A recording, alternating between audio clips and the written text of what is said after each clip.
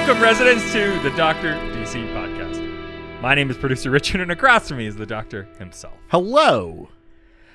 Each week, we talk about the weird and wonderful world of DC while fielding questions from listeners like you. It's a lot quicker than it normally is. Yeah. Is it? Well, the fact that it wasn't 10 minutes before I said that. Oh, yeah, I guess so. Yeah, that's true. The last couple of weeks. Yeah, you're right. Maybe that's what threw me off there. So you just did it the way it has normally been. For years, yeah. Except for lately. It's very easy to break a habit with me. Well, I mean, don't I know Hopefully. it? I mean, yeah. By the way, where did I put my morphine? No. Precious. I once it. Oh, that's not funny. You're joking about like an addiction to a painkiller? Yeah, that's no good. That's no Gucci. Is that a problem? Is that a thing? No bueno. Yeah, no. At least it's not an oxy. Yeah, I don't know if that's an at least. It's morphine still. Name one person who's had a problem with morphine. Yeah, it's not like they call it less fiend. Good Lord. So this week's episode is I think another one where we're using your search terms. Oh, yeah, slightly. Female Furies. No comment. Yeah, it's the final week of Doctober. Nice. Happy Halloween. Hell yeah. Yeah, we've been doing like villain teams all month long. Yeah. And this one was voted on by the Golden Age patrons. Yeah, you fucking pervs. Yeah, you had the opportunity to pick other teams. And you didn't. You went with the ladies who can kick your ass. There was a part of me that thought they might go for Villainy Inc. because then you could talk about a bunch of weird Wonder Woman villains. Sure. But no, resoundingly, the results came in. Yeah. For the Female Furies. Yeah, absolutely. Yeah. Hey, I'm into it. Listen, I'm not into it, but that's also not going to be like the content of the episode. God, that'd be a great name for a roller derby team. The Female Furies? Yeah. There must be one somewhere. Even if they don't know. I would say even if they don't know the comics, there must be a derby team called the Female Furies. I mean, that's very just like true. The laws of probability must. But it would be awesome because they also because they all have like their like derby girl names and stuff too. You could really have like Big Barda. Yeah, Lashida. Yeah, fuck. That would be the. God, is that more hot now? Jesus. I mean, it's not less hot. It's not taking anything away, that's for sure. Yeah, my wife played derby. Oh yeah, is that a type of woman you're interested in?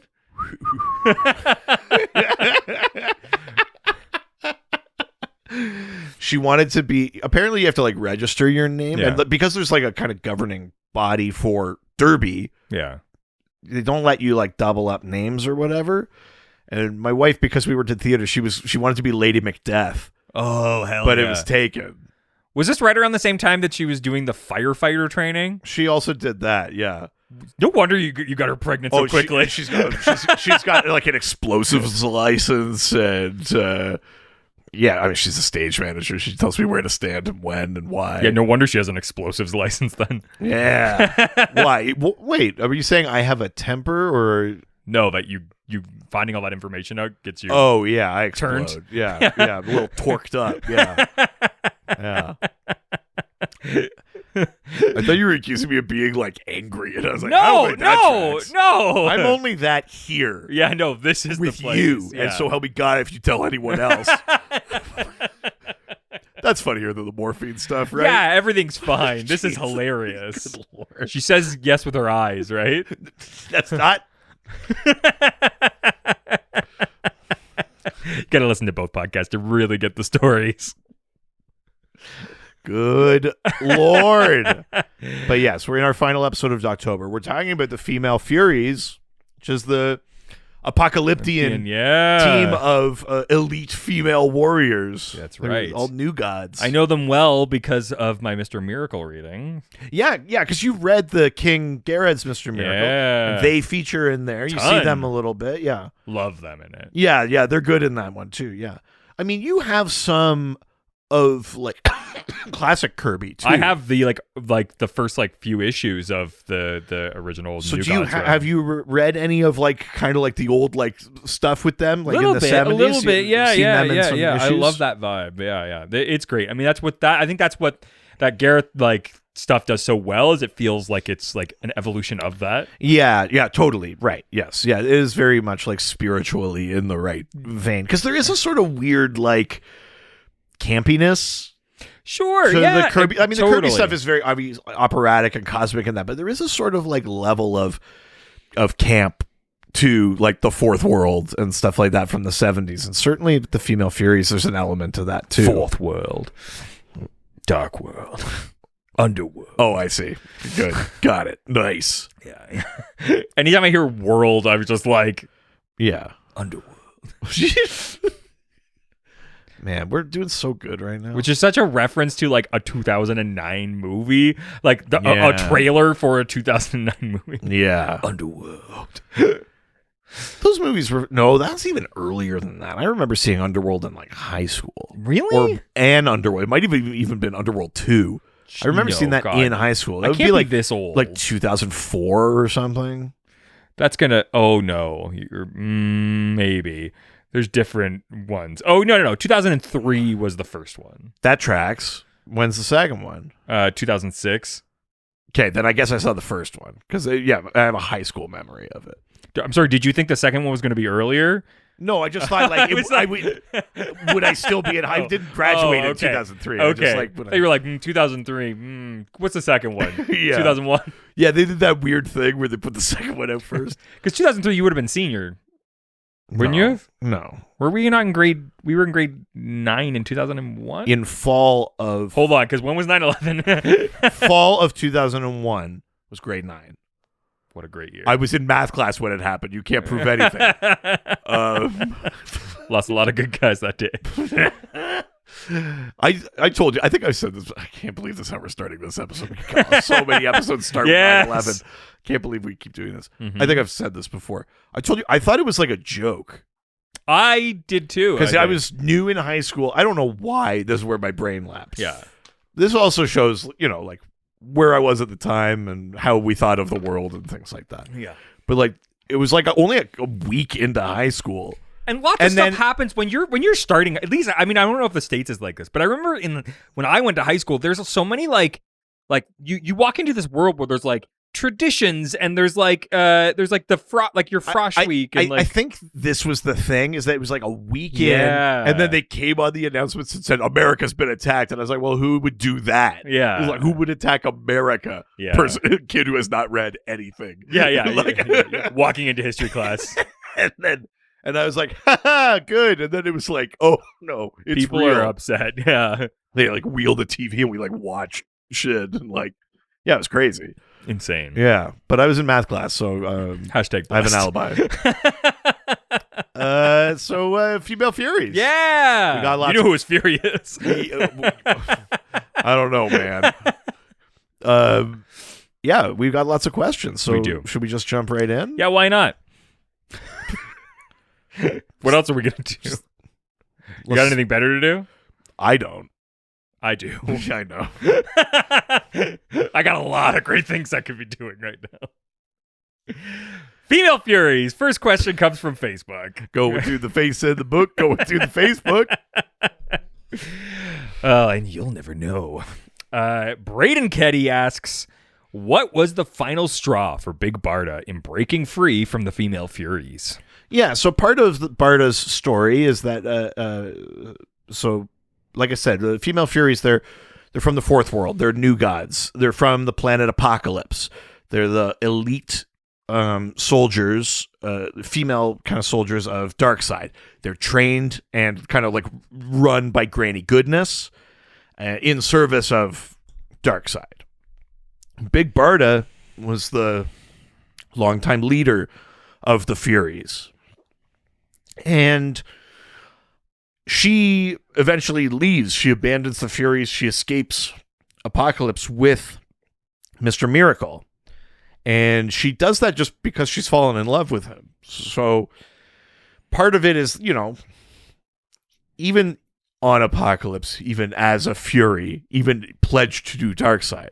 You still get, tortured, trained. Yeah. Like, it's not like, well, you're cool until we think you're not. Like, all the brutality of Apocalypse is part of their training and their lives. So Barda grew up, with the X pits and the all the flames and Granny's orphan, like all these kind of like things where it's the brutality of Apocalypse. And I think deep in her soul that doesn't sit right. And what she sees in Scott as a person who is not from Apocalypse, is sent there as a child, is expected to die, and who not only survives but thrives, keeps trying to escape, doesn't give up. There's a real kind of freedom and peace and like something really inspiring about that.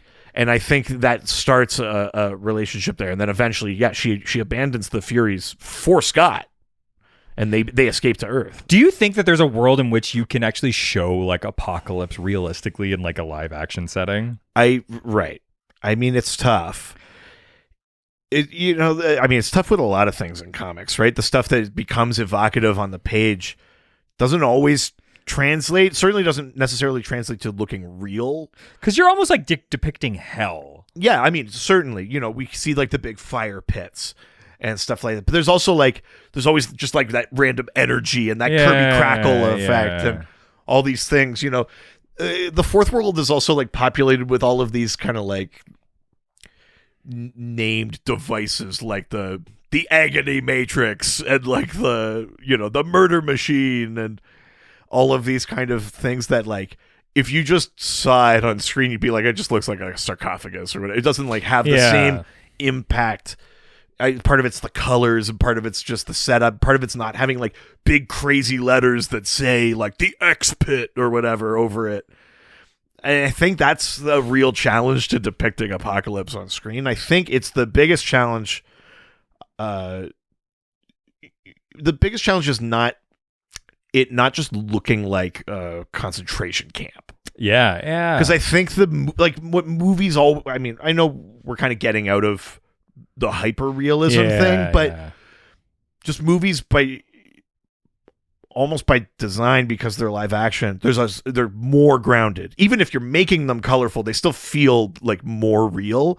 And I think Apocalypse has to be so, it has to be so heightened, because it's not just hell. It's like high tech space hell.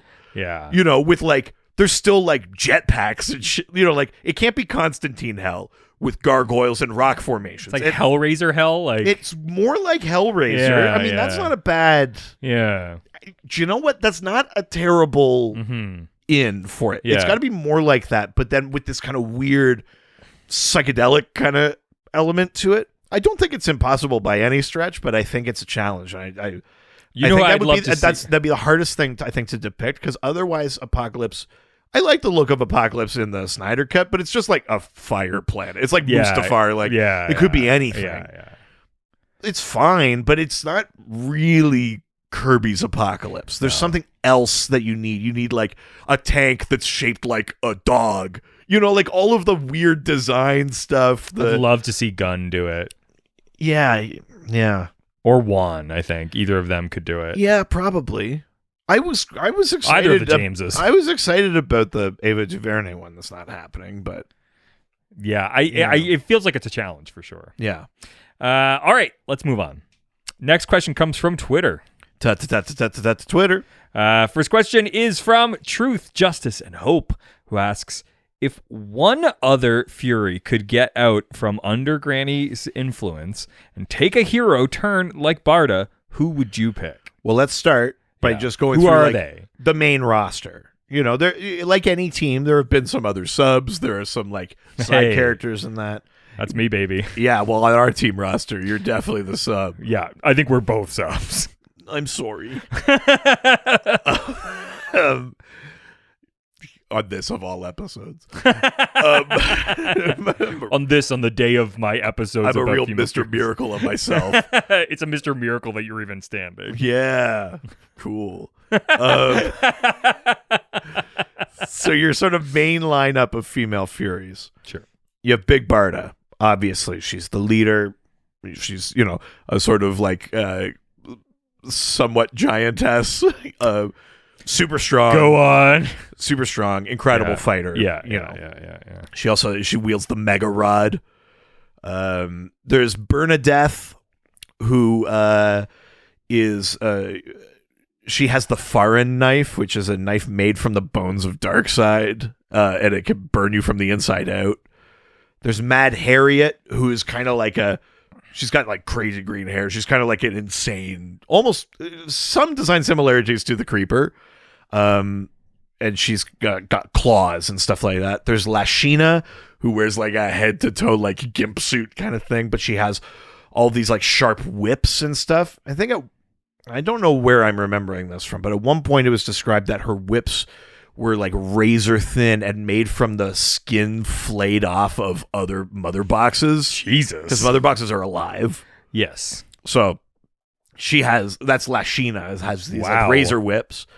There's Stompa, who's this kind of like big, sturdy. She's got like a helmet and stuff on, and she's super strong, but she could also cause like earthquakes and stuff like that. Oh, nice. She's stomps. Sure. I think she has like special boots or something too, like that amplifies her ability or gives an extra ability that way.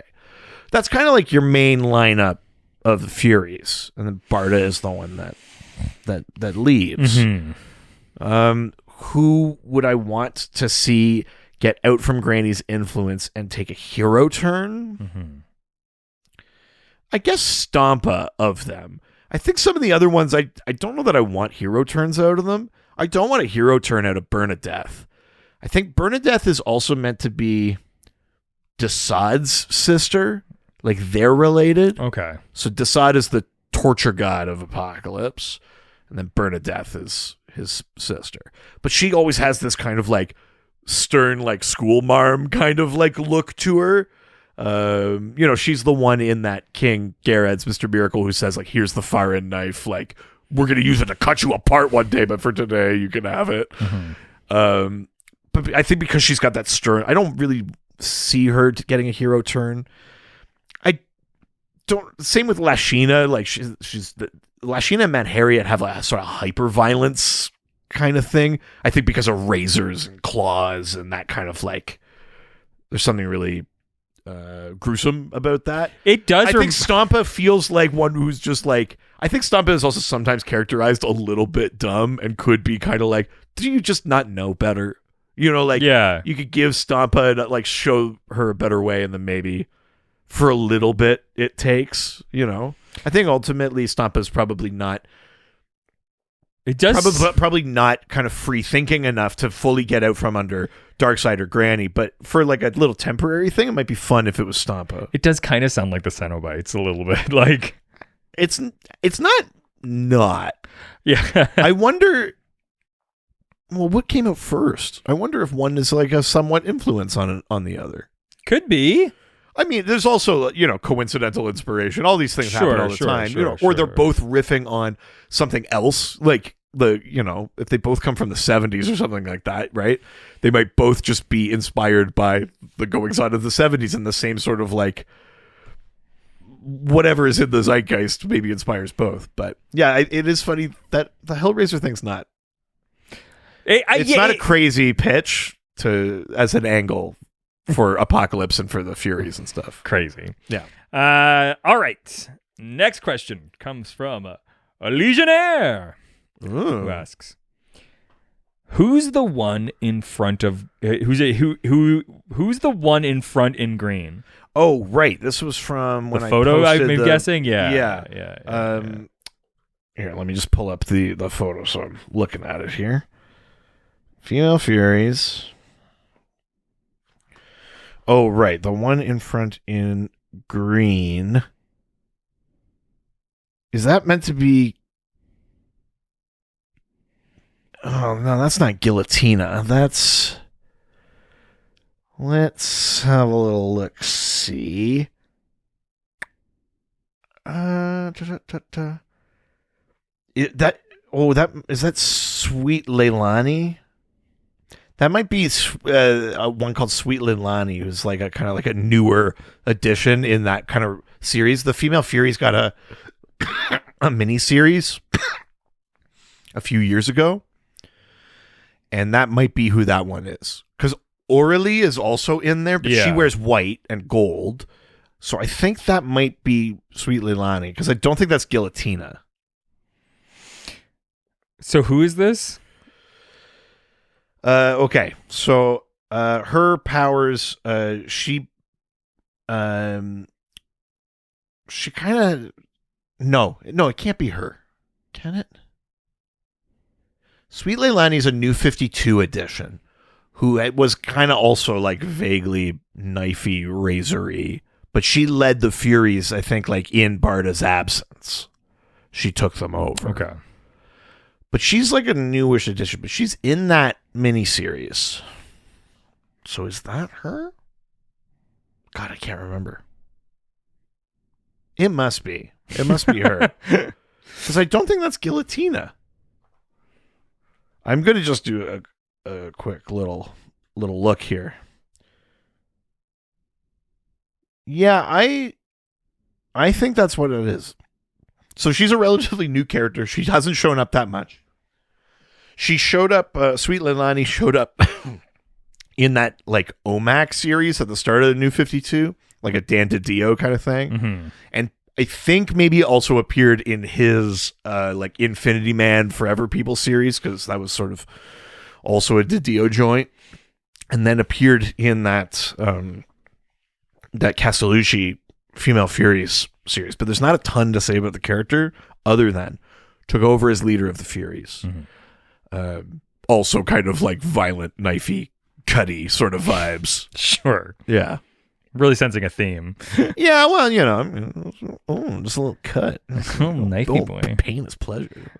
Cenobites. I mean, this is... Yeah, I just described Cenobites, didn't I? All right, next. Well, shit. I know. I'm starting to sense a theme here. All right, next question comes from Emmanuel Nick, who asks... Cool. It felt like you were going to do more. Emmanuel. Emmanuel. Nick. There we go. Yeah. Who asks, how were they created? Were they part of an army? Of the army? Right. So the Female Furies are kind of like Granny Goodness's like elite squad. So the main armies of Apocalypse are parademons, right? The kind of like largely mindless drone soldiers. That's the main army of Apocalypse. Then Darkseid has like the elite, you know. These are some of the other main new gods that we see. That includes Kanto, it includes Kalibak, it includes, you know, Darkseid, like the ones close to him. And then, you know, Granny is in with the elite, and then Granny's team is the Furies. Yeah.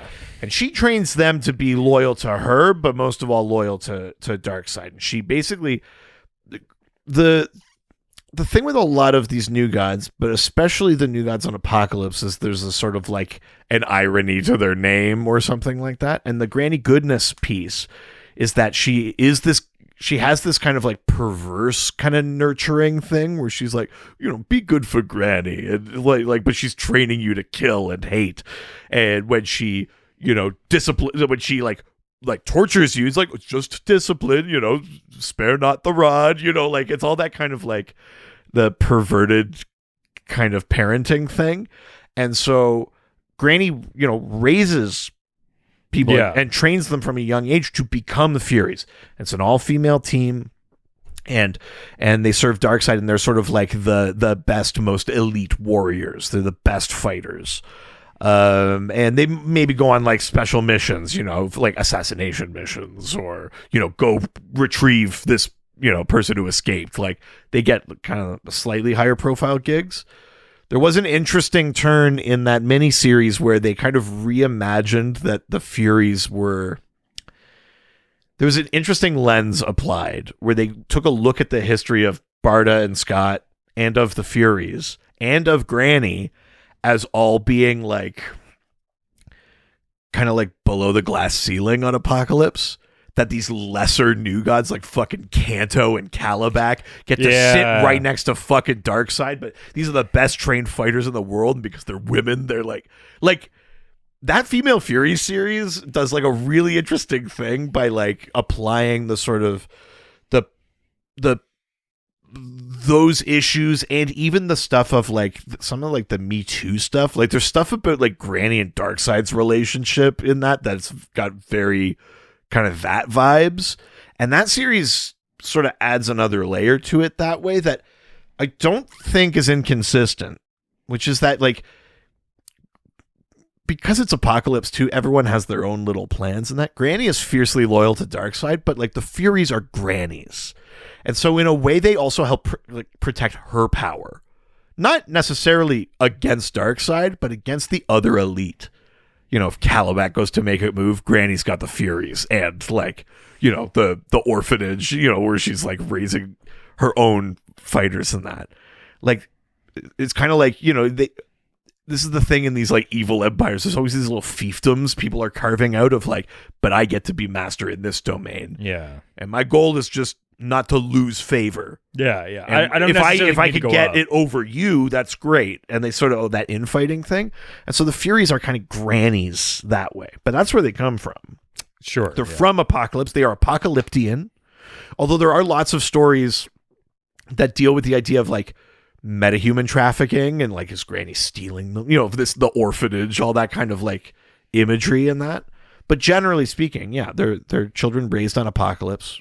They're all, you know, women and trained to fight and hopefully graduate to the Furies. There's all sorts of Furies like waiting in the wings, hoping to be on the team. You know, that's why there's a replacement when Barda leaves. That's why sometimes Guillotina is in there and sometimes not. And there's all these kind of other, Orally is in there and sometimes not. All these other kind of characters off to the side. And it's like when there's a vacancy, it's my shot.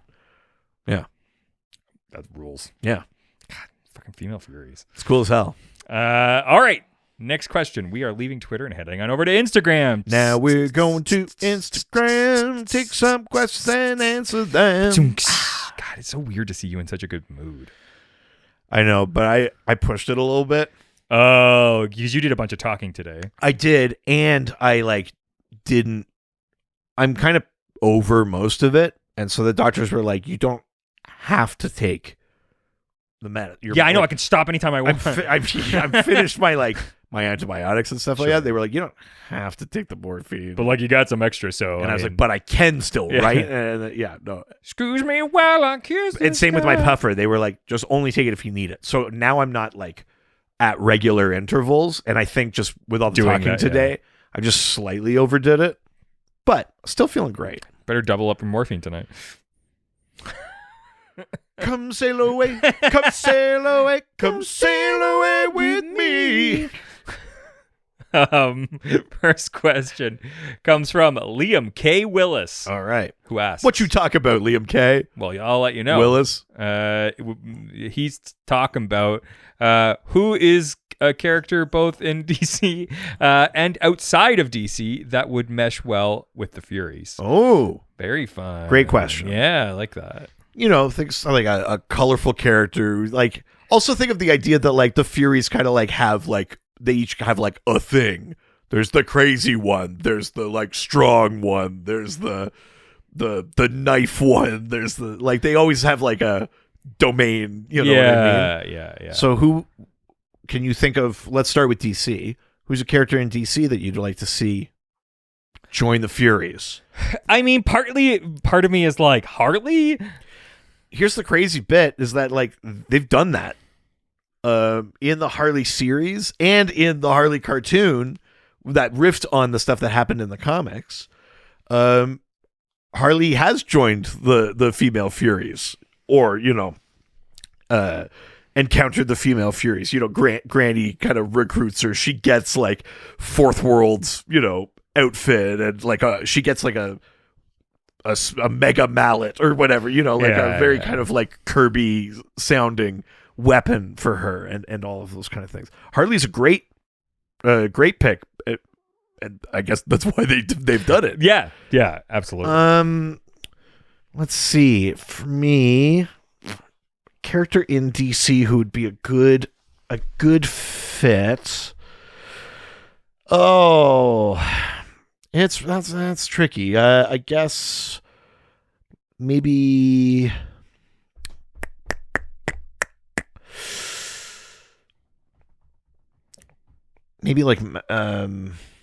like Maxima.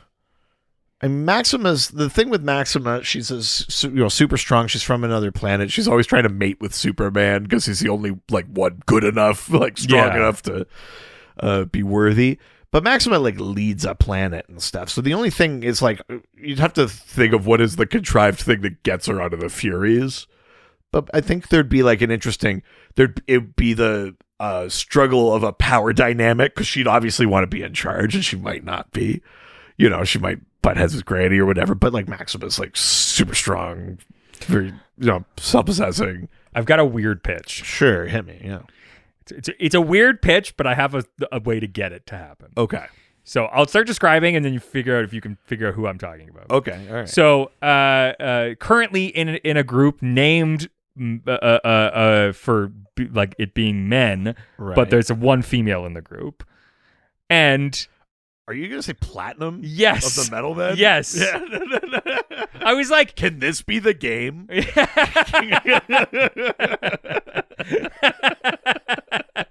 I think she's in the Metal Men. She has this weird relationship with her boss. There could be an easy story pitch where you're like, this is fucked up. I don't want to do this anymore. Certainly in the context of the way that miniseries handled the Furies. I think the ultimate thing is, I mean, we're always talking about some sort of contrived plot thing anyway. But ultimately, the Furies are villains. Yes. So you'd have to think of something there. But yeah, I mean, that's kind of interesting too. A kind of a live artificial. Yeah, but because I'm what's being. Different here that they don't have? And I was like, that's interesting. I like that idea. I like it too. Yeah. What happens if a mother box or a father box attaches or blends with the responsometer. Yeah. From a tech perspective, we get this kind of fourth world, sentient, alive, powered by the source technology. But then also there's this thing that makes inanimate things get the personality of their inanimate properties. I mean, it's like a female cyborg kind of thing. That's an interesting one. Platinum's neat. Yeah. I don't hate that. Also, I just want to use more Metal Men. I love that too. Character outside of DC.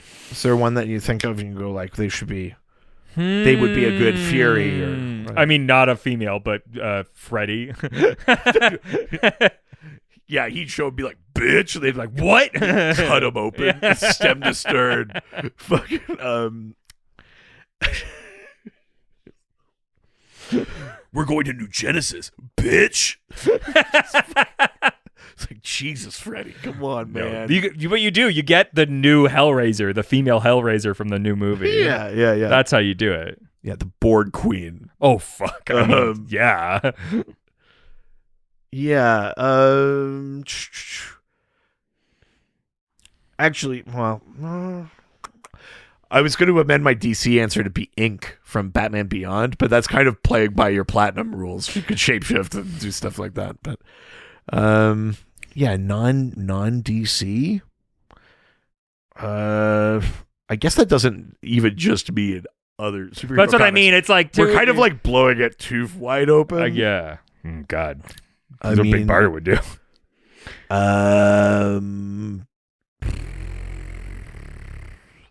It's too much. It is too much. It's too broad. I don't know what to do with that. Yeah. I'm saying the new Rita Repulsa. Sure.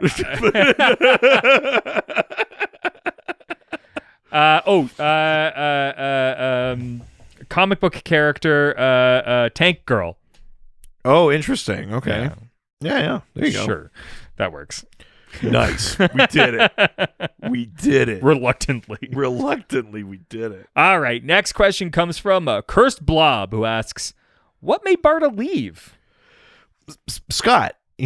Scott manages to escape. He is sent to Apocalypse because of the pact sort of brokered by Metron between Darkseid and Highfather, that they swap sons, and that, quote, guarantees the peace. Mm-hmm. So Orion, I've seen that on porno.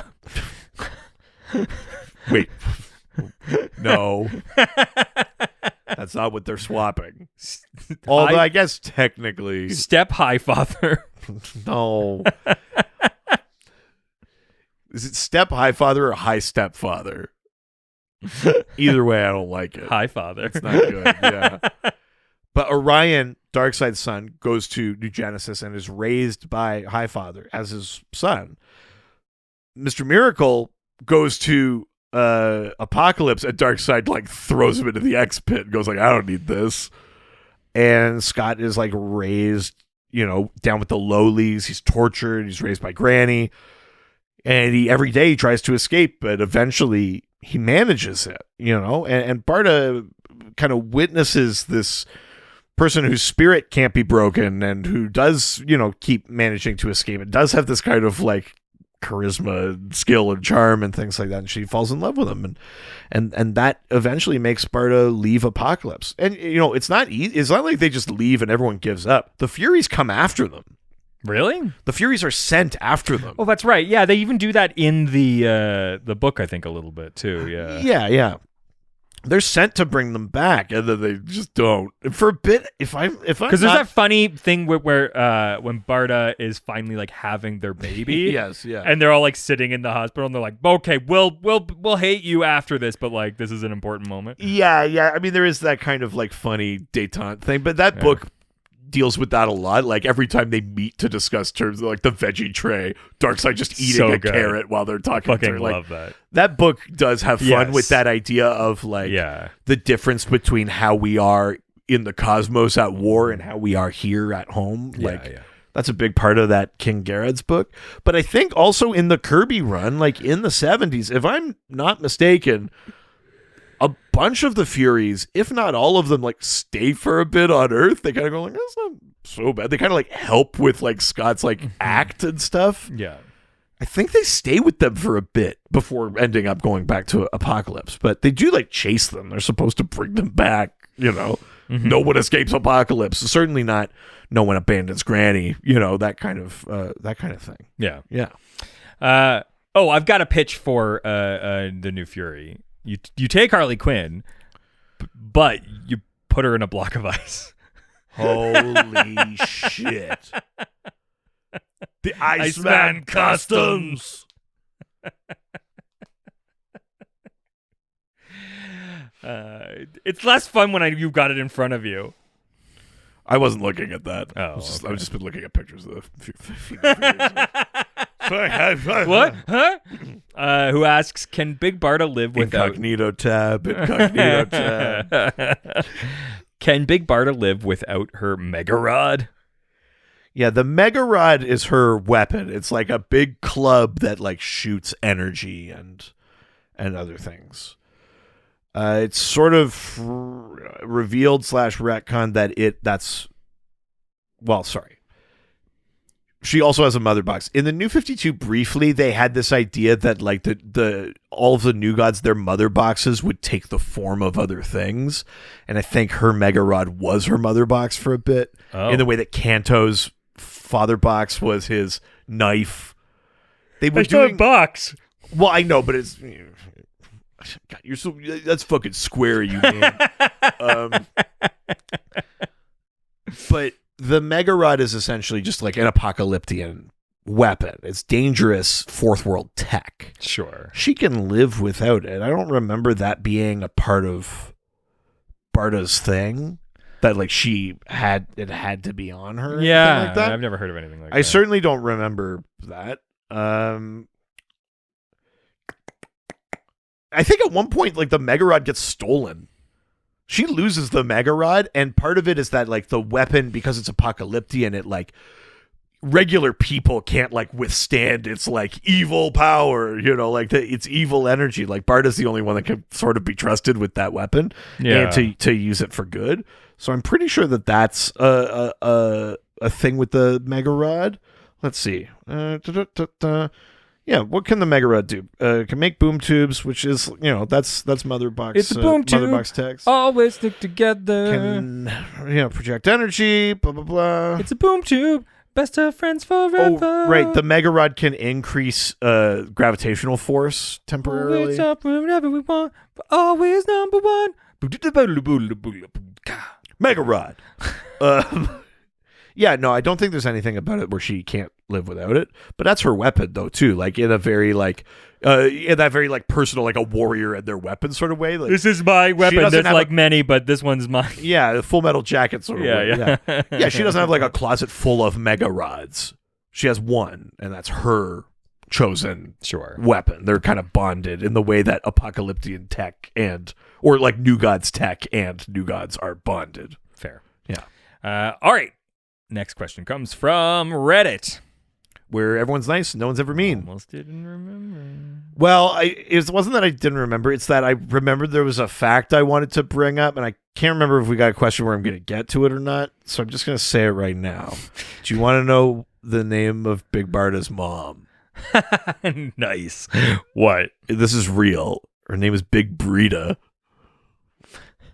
Wow. All right. Yeah. So, what's on Reddit?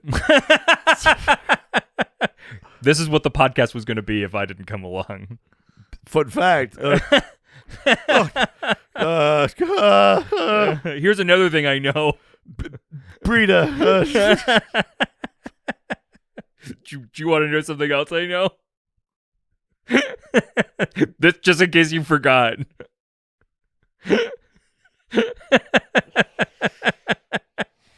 Whatever, man. All right. First question from Reddit comes from a ghost with a pen. Ooh. Irresponsible. Yeah. You can't grab that thing. Yeah, and it's mightier than the sword. Whoa. You can't grab either, though. It's a ghost. Oh, yeah. Oh, right. Yeah. They can only use a keyboard. Ghost Rider. What? Remember Ghost Rider? Oh, Ghost Rider. Yeah. Who asks, in YJ, Mary and Kara become Furies. Do other heroes also become Furies? Do they have to be a female to become one too? Right. So, in Young Justice, there's a sort of thing about, additional Furies. There's also an arc called... I can't remember what the arc was called in the comics, but they adapted it into an animated movie. It's from the sort of McGinnis run of Superman Batman, but basically like Kara Zor-El gets like captured by Darkseid and brainwashed and made into like a Fury essentially. We've talked about how there are other Furies from Apocalypse that have subbed in on the team. Yeah. But there's also like a really good example of other like random characters becoming Furies. We talked about Harley, how Harley did it in a kind of jokey, silly, universe-breaking way. Yeah. But then there's also in Final Crisis. If you remember in Final Crisis, the New Gods had died and their spirits were starting to possess the bodies of like regular people. So they were on Earth. And Darkseid releases the anti-life equation. All these things happen. People are like falling under his sway. During that time, we see a new set of female Furies that are made up of fallen superheroes. Mm-hmm. So they kind of had like rough correspondence to other characters. Mm-hmm. It was like Catwoman was Lashina, the whip for the razor whip, Sure. Wonder Woman was, I guess, kind of like a Barda type. There was Giganta, was like Stompa. Mm-hmm. Batwoman was kind of like the Mad Harriet one. Oh, nice. I mean, I guess Mary Marvel sort of was that too. Mary Marvel was more like the Mad Harriet one, but Batwoman was also like a Fury. You see them, they're like wearing different like masks and stuff, and they're kind of like patrolling the world, but they're falling under Darkseid's sway. So there was a different set of female Furies that were made of Earth superheroes and villains that had fallen. Yeah.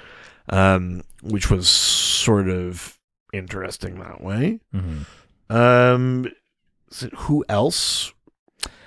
Well, yeah. Who? Do you have to be female to become a Fury? I mean, technically, yes. That's the whole point. It's in the name. It's sort of in the name, and that's at least female identifying. It's yes, yeah. That's basically the point, especially in the context of. I don't think female Furies are TERFs. Yeah, that. I hope not. Although they're villains. Yeah. I think Bernadette has kind of TERF vibes, actually. Sure, yeah. Like, if you just look at a picture of Bernadette, you'd like, she would, I think, drop the T from LGBT. Like, she's got that kind of look. She sort of looks like she'd complain to the manager. Sure. Yeah. Sure. That's sort of how I feel about that. Whoa, that is not who that is. What? What did you just look up? What did you do? I wrote Bernadette, and then they were like, I didn't know how to spell it. Okay. And so I wrote Burn like BURN. Oh, yeah. No, sorry. But then it was like, do you mean BERN? Yeah. And I was like, yeah. Yeah. And then I looked up images, and this is what came up. Jesus. I don't even understand how that would come up in that search. I'm assuming that this is that porn star's name. Bernadette? I guess. I didn't write DC. I'm not writing DC either. Then see what happens. 100% not what happens for me. I have such a wholesome Google. Are you on filth Google? What the fuck? How did you even make that happen? I just wrote Bernadette. Let's see if it happens on my iPad. Maybe it's just my phone. How did you spell it? Sorry, we're going to derail the whole episode right now because I think it's hilarious that you wrote Bernadette and you only got porn. Hold on. Okay, so I write Bernadette. I do exactly what I did like last time. Okay, so spell it. I wrote Bernadette like BURNADEATH. Okay, I'm going to follow you with this. Burn death. Yeah, okay. And I searched that. Right. And then it does this. It goes, do you mean Bernadette? Yes. And okay. I write yes. With an E, but still spelled full death. Yes. And then I click images. And then this is what comes up. Oh, good Lord. Jesus. Huh. So for all of you listening at home, if you're going to go Google Bernadette, I'll give you the correct spelling. It's BERNADETH. Oh! Yeah. All right, nice. Yeah. Wow, that's...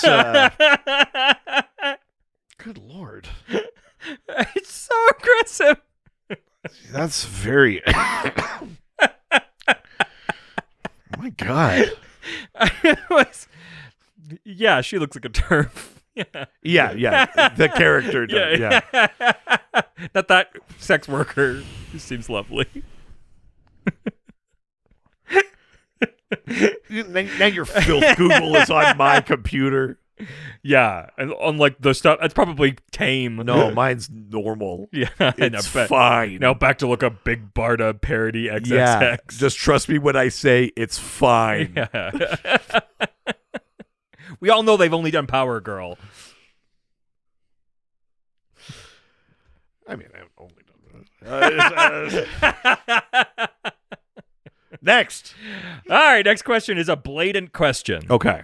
From Blatant, who asks. Of course. Yeah. DC editorial has tasked you with putting together a new Female Furies ongoing series. Right. What sort of stuff do you want to see in it? Any creative stuff you'd want on the title? Yeah, so think of, what we've been talking Jack about. Kirby. Think of what we've been talking about so far about this team and who they are and what they do and the kind of relationship to Granny and Darkseid and Apocalypse and all of that. What would you want to see in a Female Furies book? Let's say they get another 6 issue. No. Bernadette. Jesus.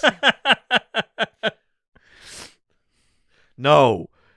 But the caveat here is that it has to be not porn. Well, then why even do it? Yeah, very progressive of you. Man, that Female Furies episode really devolved.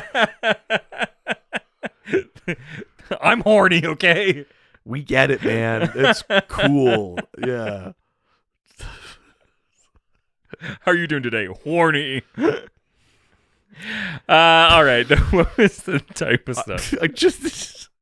If they were going to do another Female Furies book, what would you want to see in it? What would you want to see like from that team, or what would you want to like? What situation do you want to see them in? Or I mean, you know what I really loved was what they did with the Wonder Woman movie, with that sort of like the like at war like sort of like crew of like specialists working together. Oh, I see. But like at war against New Genesis. Yeah. I mean, so in a way, kind of riffing on that Mr. Miracle book. Yeah, a bit, but more like World War II kind of like in the trenches type of like thing. On Earth. Yeah. Like the Female Furies at the great battles of history. Yeah.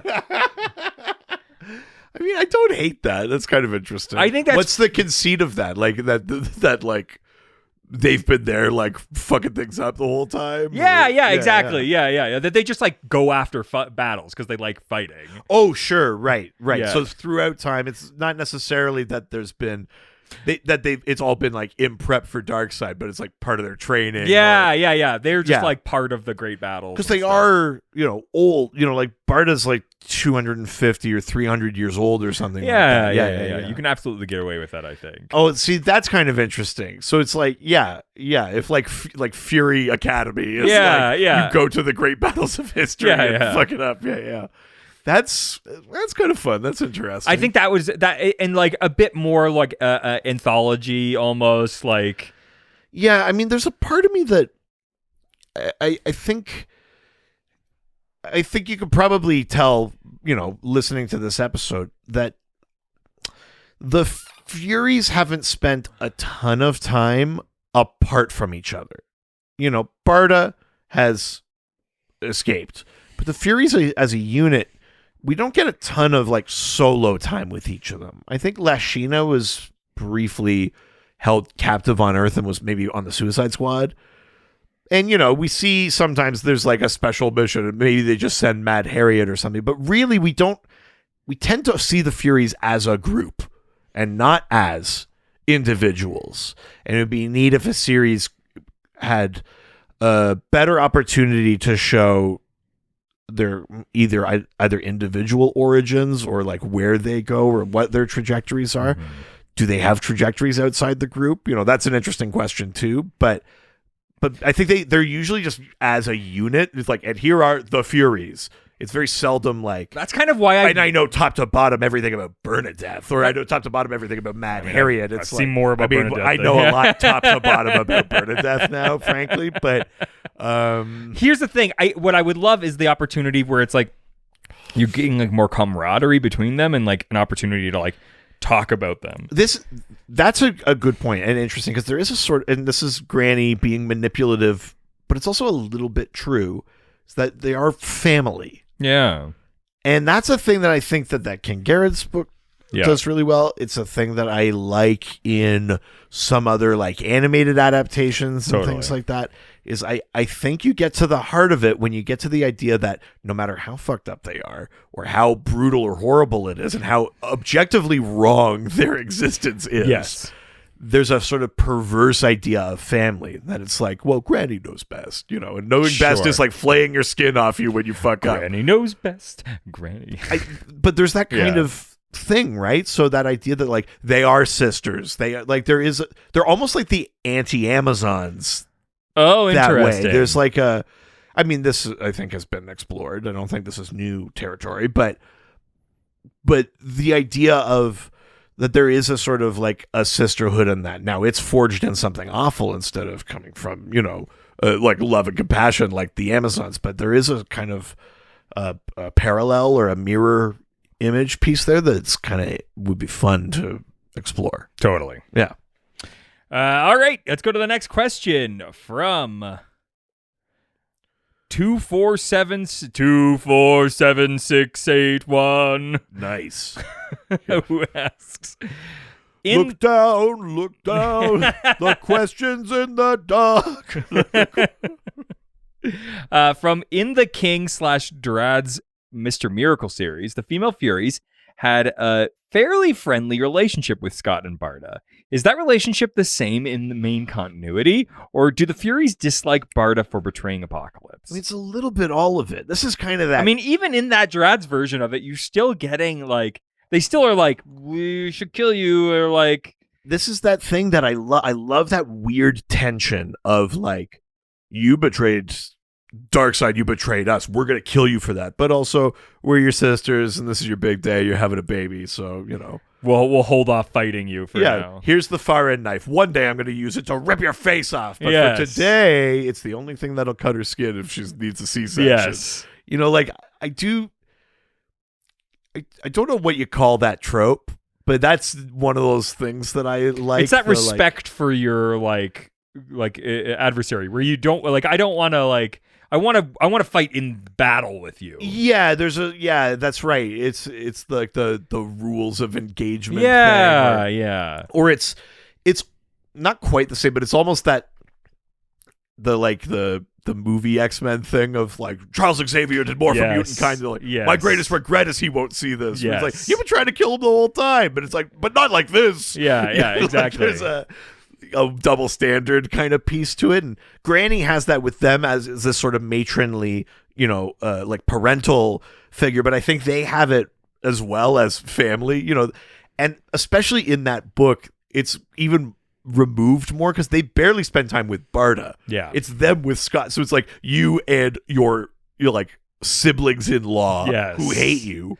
Are like, we're here and we're happy.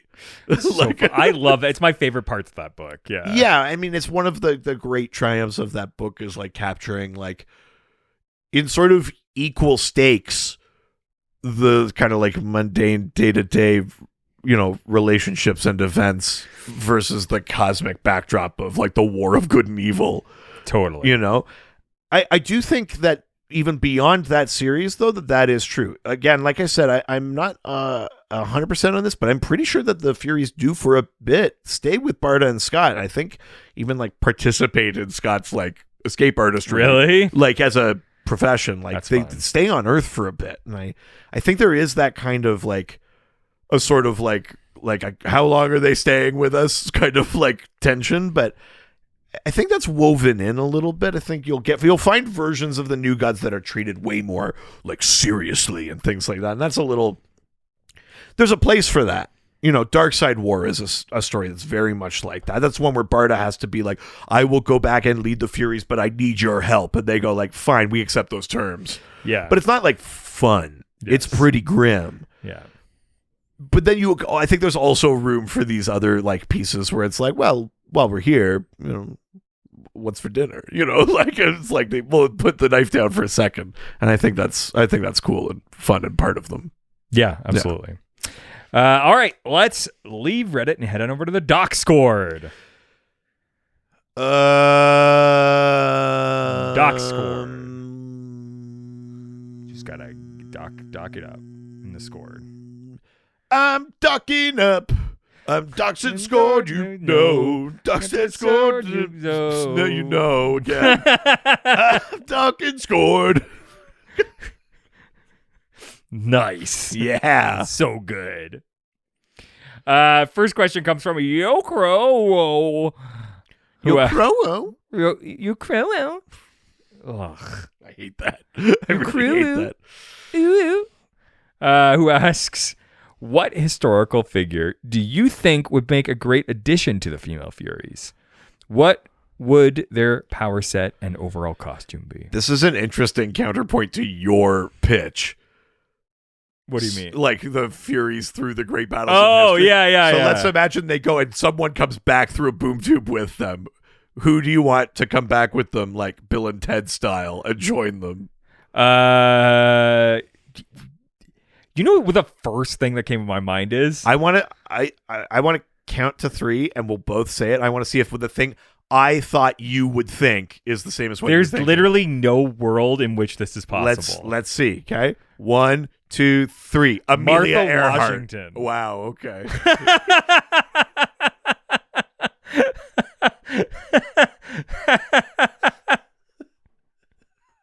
Yeah, you're right. I wasn't good. No. I was like, there's no world. I'm like, I don't know why this is in my head. Yeah, well, now I need you to come up with a reason why. Why Martha Washington? Why on the Furies? And what would her like ability be? What would be her like Fury name you'd give her? Needles.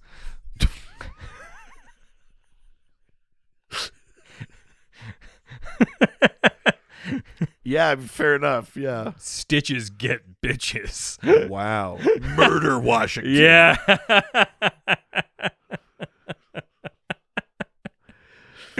Yeah. Okay. Yeah. Cool. Yeah. Interesting. Fuck yeah. What do you got? Lizzie Borden. Oh, I mean, yeah. Yeah. I guess I don't know how I would change her name or whatever, but she would obviously get like some sort of like giant axe backpack. I think she'd like wear it and it would like be chopping all around, kind of Mayhem style. She'd look like a battle bot. She'd be like wearing a battle bot with axes on it, I think is where I'm going with that. Yeah. Lizzie Borden joins the Female Furies. Yeah. Okay. Next question from the Marvelous Ryan. Seriously, Doc, how many of the Female Furies do you want to step on you? #name names. Not that many. Only all of them. No, I actually wouldn't say all of them. No, not Stampa. I think that's I think she wouldn't get it. Oh yeah, she'd just kill me. You, yeah. And that's fun. That's the end game. But like, I need to have a little fun on the way. Or not. Yeah, you know what? You're right. Different question. I'm not that into Bernadette. No, okay, that's fair. Yeah, she's a turf. We've described that. But also, I mean, not that version, at least. Okay, all right. Yeah, Barda, Orally, Guillotina, Lashina. Just a couple. Kind of Mad Harriet. Oh man, what does that say about me? Oof. Yeah. Volumes? Yeah, I guess. There you go. What a fun question. I mean, I chose to answer it. I don't know who I think I am. No, I just want to see what Mad Harriet looks like. I mean, yeah. Yeah, it's crazy. You know? Well, now I want to... What? She was on Smallville? Not the same. No, I mean, God, don't look at Smallville for comic accuracy. Good lord. Yeah, I know. All right. Hammer Harleen, that's what they called Harley Quinn when she was on the Furies. Nice, there nice, we go. Nice. Yeah. Okay. Next question comes from But Fart. But who asks, are there any Female Furies from alternate Earths? I mean, it's not from Earth, but well, I'm gonna give the short version of an answer that I've had to give before when we've talked about the New Gods. There is an idea out there that there is comic evidence for that there are aspects of New Gods on different Earths. Here's the thing. On the map of the multiverse, New Genesis and Apocalypse are in the sphere of the gods. Yes. Which is that conceptual realm outside the orrery of worlds. Yeah. But we've seen Mr. Miracle and Big Barda on Earth 2 in the New 52. You know, we've seen Earth 51 versions of them in Multiversity. That's the Kirby Earth. Oh, sure. And we've seen the main continuity versions, but I think the idea is that because they are higher dimensional beings, essentially, right? They're from the sphere of the gods. They are conceptual, even though the New Gods, we treat them as sort of like physical entities. I mean, they are like, they interact physically with the world, but I think we treat them like they're just more superheroes. Like they're just other aliens. Cause that's kind of almost the setup of the Kirby one. They're in a different galaxy and stuff like that. But I think what we have to do now is treat them as, they're not just called New Gods. They are gods, right? Like they are new gods. That's not just a name they gave themselves. Sure. Yeah. And so when they're in the orrery of worlds, they're actually like descending into the multiverse. So I think those are aspects of them. And the support for this is A, the map and the context we have there, but also we've talked about aspects of Darkseid. You know, that's a big thing in Infinite Frontier. Is he, you know, when post death metal we hear about the final Darkseid, and he says all my aspects rolled into one, like I am the final Darkseid. So it's like there's no loose ends, no echoes of me over in this world. All my aspects belong to me. Kind of, basically, yeah. That we learned that like Thanatos, the Earth 8 like Thanos character, is an aspect of the Greek Thanos. Is an aspect of Darkseid, right? So if I think where I'm going with this is to say you will see probably in a bunch of different comics, you'll see Big Barda and Mr. Miracle, or you'll see Furies on different Earths. And the question you have to ask yourself is, am I seeing just an aspect of them, or am I seeing like the main one has gone to this Earth? Yeah. And the thing is, they're kind of like they're all and neither are true. It basically just is like, how you want to if you see them on Earth 4 and then they reference the thing that happened on Prime Earth, you go like, oh, it's that one. Sure. And whether it's that aspect that moved over, if it's the main ones from the Sphere of the Gods, like whatever. It's like it's canon when they say it is, sure. And it's not canon when they say it's not. Cool, so not an answer. That's the best I could do. The answer is yes and no. Totally. You know, it was just such a cop-out. But we've talked about this before with the new gods, and it's a little dicey. And I think that idea hasn't fully solidified because I think it's a relatively new concept, this idea of like the aspects of them as opposed to there being like multiple. Because there's also just Elseworld stories. You know, if you just pick up Deceased, Darkseid is in that and he fucking dies. Is that just an aspect of him? Fair, yeah. In the bigger omniverse? Yeah. Or is that Darkseid dead? Yes. Sure. You know, like, fair. So, yeah, you can see Female Furies on different worlds if they go there. Okay. But I think they actually spend most time on Apocalypse and in the fourth world, so you're more than likely just going to have that one version that maybe goes on an excursion to an Earth. Okay. Yeah. Wow. Next question. Oh, sorry, am I boring you? I mean, a little bit, yeah. That hurt more than I wanted. Next question comes from Chan180, who asks... No, I don't want to anymore. Cool. No, I do. I lied. I need to. I need this. I need this, man. Oops. Oops. I'm sorry. I deserve this.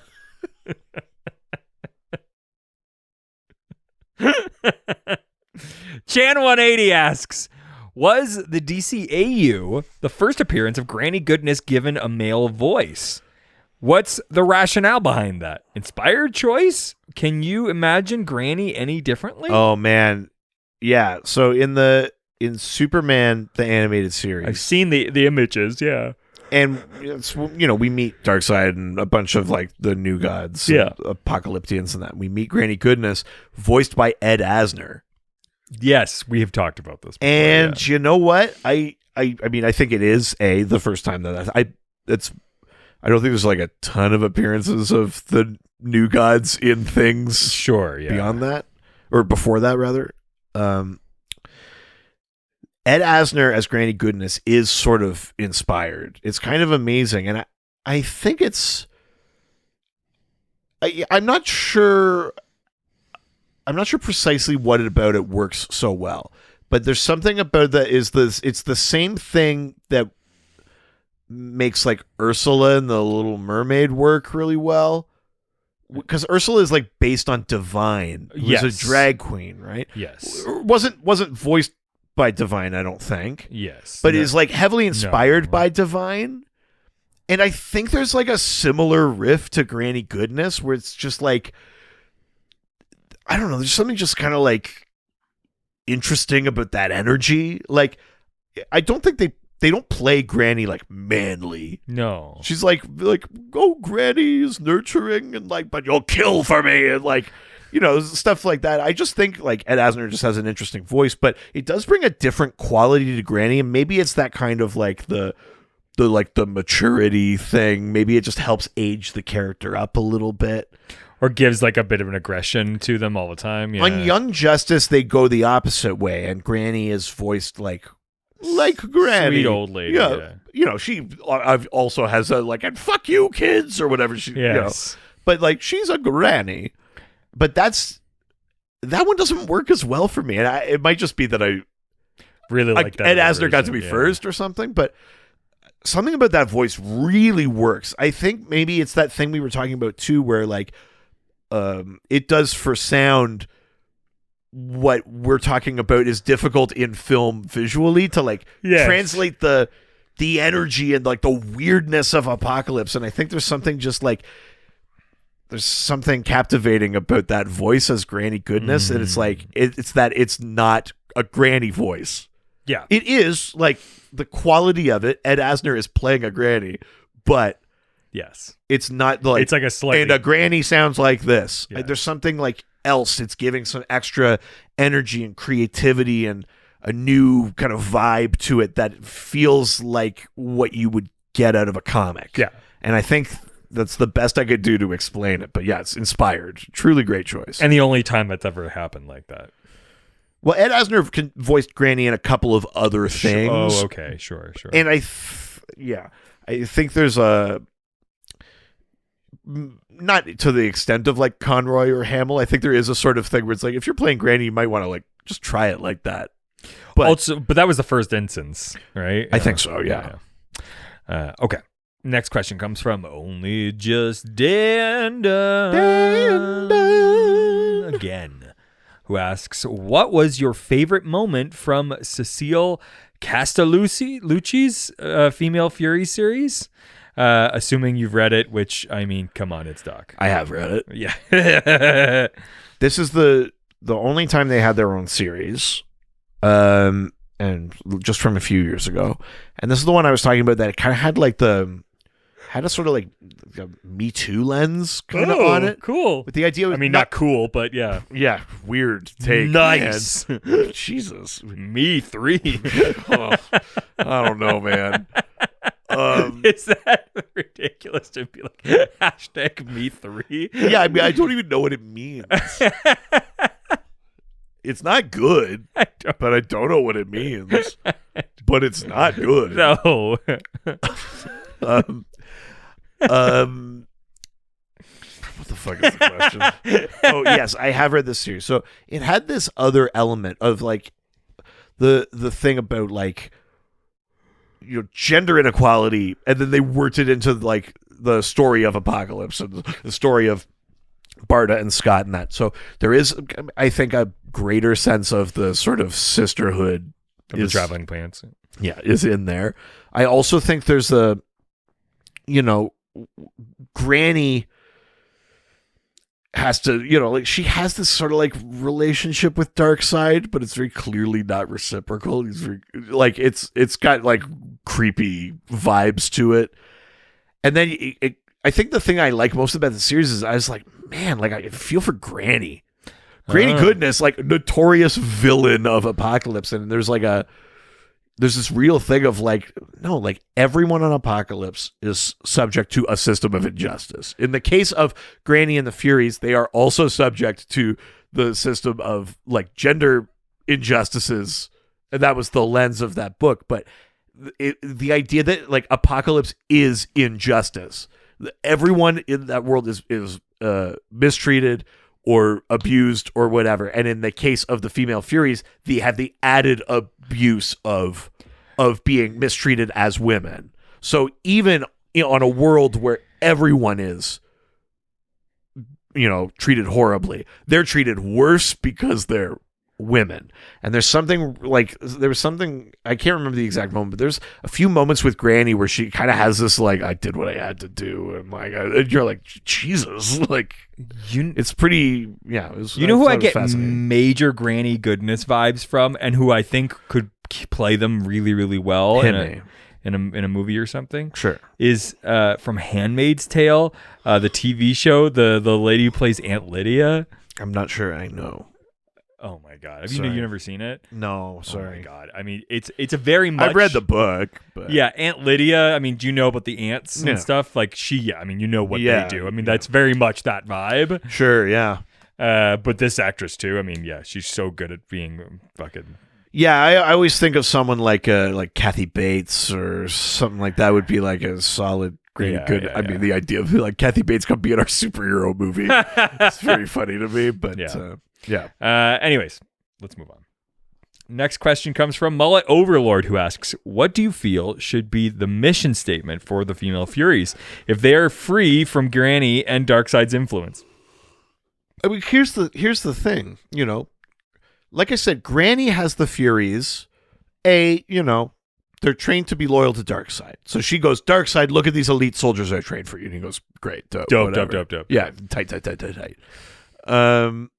But she also goes, I have the Furies. So if fucking Vermin Wunderbar tries to get in there, I'm going to beat his ass. And so I keep my position as, the most trusted confidant of Darkseid. Sure, yeah. But if you remove both Granny and Darkseid from the equation, the Furies literally don't have a reason to exist. And I'm not sure I'm not sure that they would perpetuate it. I don't know that like Bernadette would just be like, and I've kept the orphanage going. Like maybe she'd try, but I could see them just kind of going rogue, as sisters, going off and doing something. But like I don't know what that would mean for them. What is that era? If there's no Granny and no Darkseid, what are the Female Furies? Yeah. And that's a great question, and one I don't have the answer to. I mean, that's when they could make a bit of like a hero turn at some point, because it's like, are they only bad because I don't think they'd make a power play on Apocalypse. I doubt they'd want to like be subject to like Calabac or any of them. I mean, what a fucking funny TV show. If like the people who did Harley like did that show, and it's just like them being like I don't know, how do you like go to the bank like on Earth? Sorry, you just want them to be like living in an apartment. Yeah. Like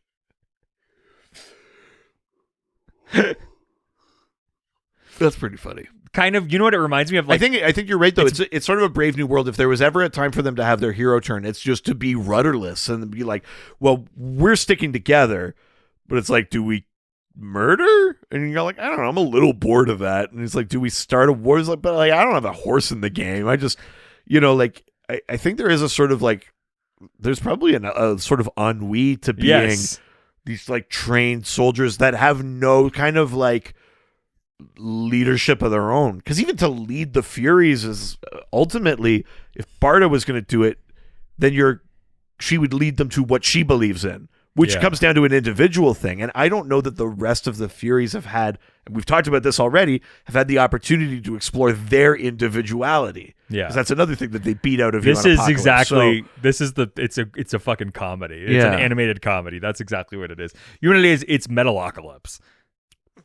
You haven't seen Metalocalypse? No, sorry. Great animated show that's about like a Swedish death metal band that ends up becoming like the biggest band in the world. Oh, that's fun. But they're like also like Swedish death metal and stuff. Sure. And so, but there's like this very funny thing where they have to like live normal lives and stuff. Right. There's a scene I always think about where they're one of the band members like he's like, oh, like I've never had to buy my own groceries. And he's like, what's a grocery store? So he goes to the grocery store and they've all got like Swedish accents and stuff. And the guy goes up to like the seafood counter and he's just like, oh, what is this like creature that you have inside of this tank?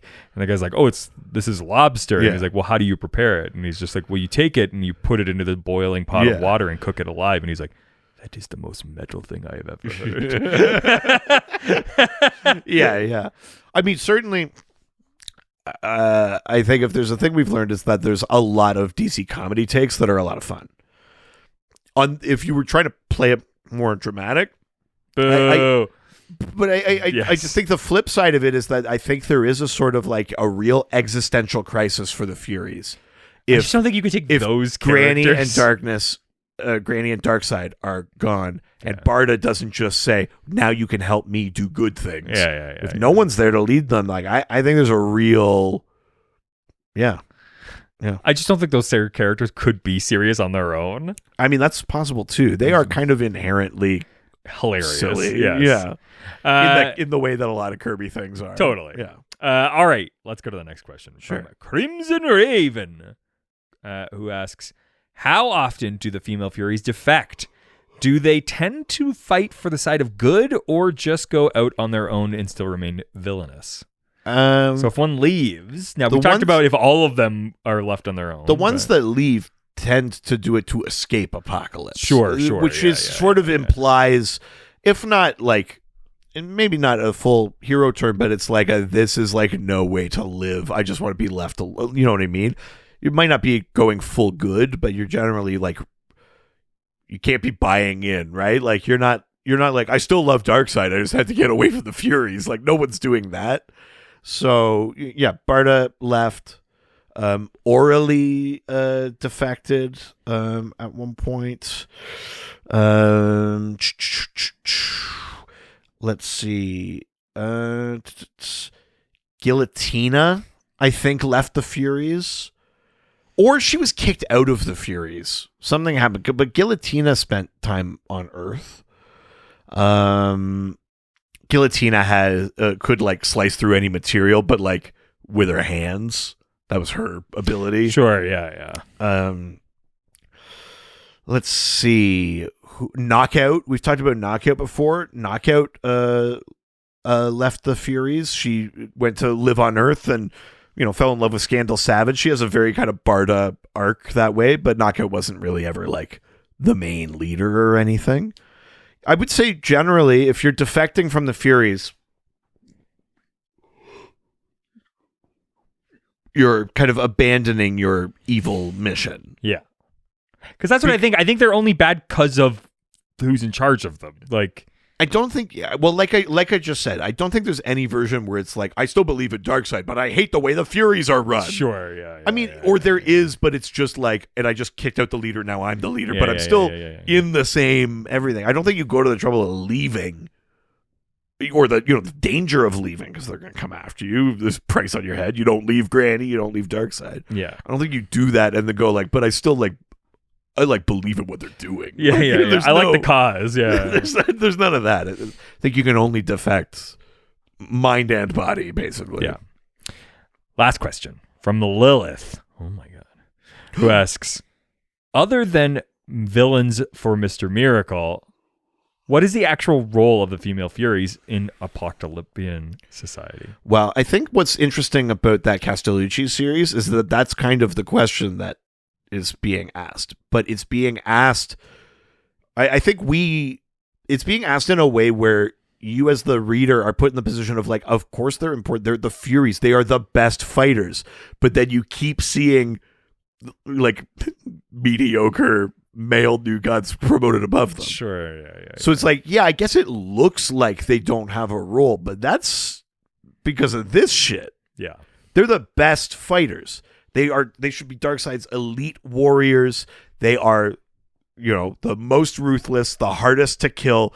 They are like the final, bosses before Darkseid. Yeah. They should be like his personal entourage, the ones doing his assassination missions and that. You can't trust a parademon for this shit. And my son Calibax's a failure. The Female Furies are that.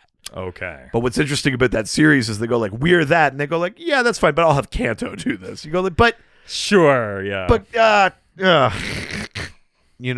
there's something interesting to play with in there. But yeah, I mean, they are the best fighters on Apocalypse. Yeah. Calibax is also like very strong. He's like that big brute and that. Kanto is. He lived on Earth for like centuries. That he picked up a bunch of like Earth customs. He wears like the feather cap, like the Robin Hood cap, and he likes wine, and he's very fancy and stuff. You see him in that Mr. Miracle book. He keeps dueling Big Barda, and she beats the shit out of him. But the Furies, the only thing they live for is war and battle and fighting and for Darkseid. So like that's their position, is to be. It's like being like inner circle of the League of Assassins, or being like that's their role. I think it's overstating it to say Apocalypse has a society. But it's also, I guess you could also say then the function is that's the thing for like the lowlies or like the people, the kids in the orphanage or the people in the X pit is like, get good enough. Maybe. Make Granny proud. Be a Fury. Yeah. You know, that's your way out. And that's how you get these people to, you know, dedicate themselves and buy and not just give up and die. Sure, yeah. You know, like all of those kind of things. There is a way out. Yeah. So there's sort of institutionally, I guess, a role for them as well. But nice. Yeah. All right. That was the last question. We were done talking about the Female Furies. And good. Thank God you told us about the mom thing, because otherwise we never had an opportunity. What? Was that this episode or was that the previous one? What? Where you were like, this is this person's mom's name? Oh, yeah. Oh, Big Brita? Yeah, Big Brita. Glad that you said it, because otherwise we wouldn't have gotten it out. I'm just going to go Google Bernadette. Hell yeah. But before you do that, so aggressive. It's time to play everybody's favorite game. It's just on my Google now. Oh, yeah, because you've never Googled now it's just my background on my computer, I you mean, that idiot. doesn't happen by accident. How did you do this? Time to play. Can you guess the name of the character based on someone who's not read comic books could describe that character to us? All right. You don't know how it works. I send an image of a DC Comics character to my wife. Your wife. And she sends back 4 clues describing what she sees. She does not read comic books, nor does she care for them. Right. Are you ready? Yes. I mean, hit me. Baby. No, like hit me. I'm really going to need you to hit me. Oh, it's part of it now. Yeah, I need it. It's the only way I could guess. My God. Okay. First clue. Crippled fingers. Oh. Insensitive way to phrase that. Crippled fingers. What would make someone look like they had crippled Well, fingers? yeah, I'm just picturing like broken, crippled fingers. That's fucked up, dude. Yeah. Yeah. I don't know. Hand slammed in Piano Man. Oh, how did you know? Did I get it? Yeah, you got it, man. Hand slammed in the Piano Man. You're in a lot of pain tonight. Ow. All right. Next clue. Yeah. Snow White hair. Snow White hair and messed up fingers. Yeah. White Witch. No. Silver Sorceress. No. Snow White hair. Oh, wait. Hang on, though. Snow White's hair is black and like a bob. So now the question is the clue saying the hair is white as snow, or is the clue saying that she has hair like Snow White? The exact opposite of that. So it's not helpful? No. Fuck. Shit. Magpie. No. Okay, next clue. Next clue. Third clue. Christmas Jizz Man. Come on. Christmas Jizz. What the fuck? Plasmus. No. I mean, she's not wrong. Christmas Jizz Man? Yeah. I mean, what the fuck?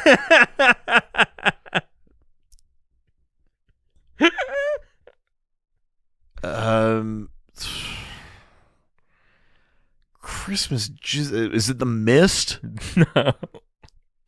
The Gist. The Gist. I'll give you the gist. Last clue. I can't believe I burned through these clues this quickly. Fourth and final clue. Loves Italy, Mexico, or Christmas. Yeah, that's the same clue, just without the jizz. Do you want the fifth clue, which was neck injury? Oh, good Lord. Okay, so finger injury, neck injury. The hair is either white or black. There's red and green in there and jizz.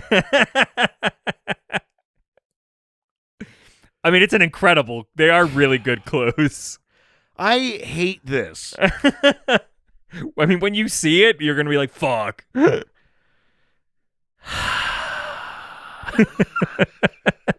It's so dumb. No, Steppenwolf just wore green. No. It's not Baron Bedlam. No. Vermin Wunderbar. No.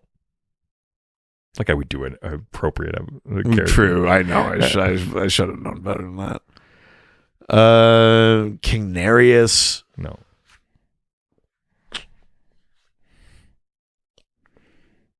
Is it like a white Martian? Is it Miss Martian? No. Is it? Yeah, who loves jizz? That wasn't the clue. Bernadette. She might. It's not the Creeper. No. It's not. You can't say it's not so that when I say no, It's not. Is it? Or, Snow White hair. I can't believe how fucked up that clue is. You can take it up with her. It's so fucked up to phrase a clue that way.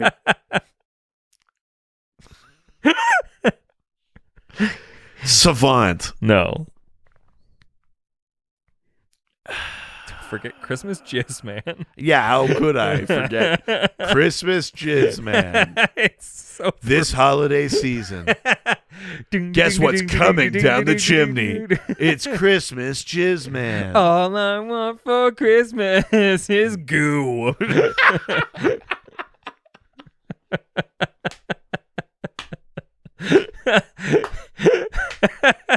I don't want a lot of Christmas. I just want to swallow loads.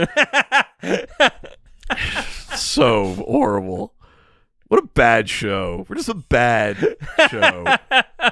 I mean, if you compare it to our other one, this one is the bad show. I truly don't know what this is. You ready for the image? I guess. Is it Rip Hunter? No. Okay, sorry. Now I'm ready. Oh, I mean...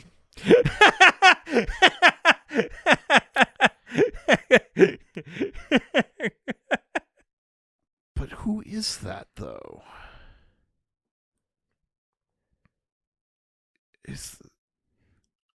I don't know who that is. It's Lightning Lord. Oh, fuck. Yeah, sure it is. Yeah. Or as I like to call him, Christmas Jizz Man. I mean... That's such a perfect... He's not Christmas Jizz Man. If I'm being honest. God, that's an aggressive costume. It's very aggressive, yeah. I hate that. I hate that happened. Were any of you residents able to guess Christmas Jizz Man? I mean, Lightning Lord. Christmas Jizz Man.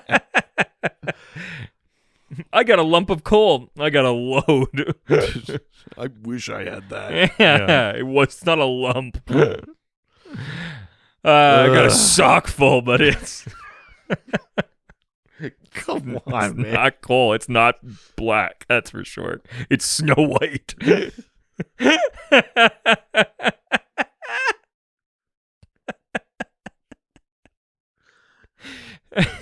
Lightning Lord. Yeah, fair enough. That's him. Were any of you residents be able to guess Lightning Lord? Or maybe you want to send us a question for next week's episode. Yeah, next week on the main feed. Yeah. We're talking about Tell Them the Man in Black sent you.